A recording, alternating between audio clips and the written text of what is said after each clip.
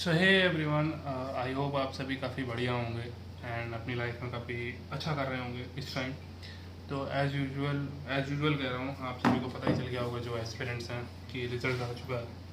तो मूड तो यार आज ऑफ था, सिंपल सी बात कह रहा हूँ, मूड ऑफ था क्योंकि मूड ऑफ कुछ बातें लेकर भी था क्योंकि 87, 86, 90, 95 अगर इस रेंज पर हो तो मेंस की तैयारी शुरू कर दो।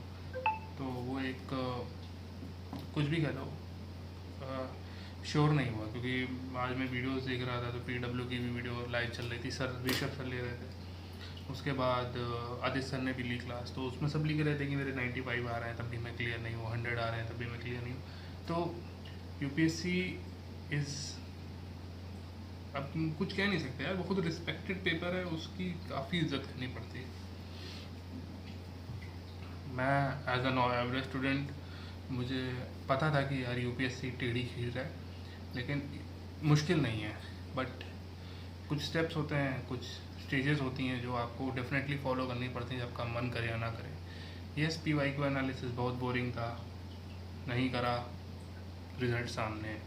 मॉक्स नहीं लगाए ढंग से, रिजल्ट सामने। लगाए हैं, ऐसा नहीं है कि नहीं लगाए हैं, लगाए हैं, उस 2 घंटे में बैठे हैं, CSAT भी लगाया है। बट जो उसकी डिमांड थी प्रीलिम्स की, वो नहीं करा। सब करके गए, पॉलिटी, एनवायरनमेंट, ज्योग्राफी करके गए, नहीं हुआ। तो हाँ, मूड काफ़ी ऑफ है। और मूड ऑफ करना आज नॉर्मल सी बात है यार, बुरा तो लगता ही है क्योंकि उस दिन रात में अगर सो लिए होते तो भी शायद कट ऑफ के नियर ही पहुंच पाते, क्योंकि अगर 100 नंबर के ऊपर भी कट ऑफ गई है, मुझे नहीं पता एग्जैक्ट, ना ही मैं कोई क्लेम कर रहा हूँ, मैं सिर्फ जो मैंने देखा मैं उसके हिसाब से बोल रहा हूँ। अगर ऐसा भी है तो आई थिंक कि फेल हो गए तो ठीक रहा, कम से कम एकदम ही करीब पे होते तो हो सकता था कि कट ऑफ तो वैसे आजकल सारे पेपरों की बढ़ रही है, नीट हो गया या उसका हो गया। बट ठीक है, मुझे तो मेंस की भी अभी डेप्थ नॉलेज समझ में आ रही है, तो मैं समझ गया हूँ कि पेपर में कोई कन्फर्मिटी नहीं है। बट फाइट मारना हमारे हाथ में है, मेरे हाथ में है, आपके हाथ में जो एस्पिरेंट्स हैं। सो ये वीडियो बनाना ज़रूरी था क्योंकि मुझे नहीं मालूम मेरी जर्नी कितनी लंबी होने वाली है, बट मैं फ़ाइट मारूंगा।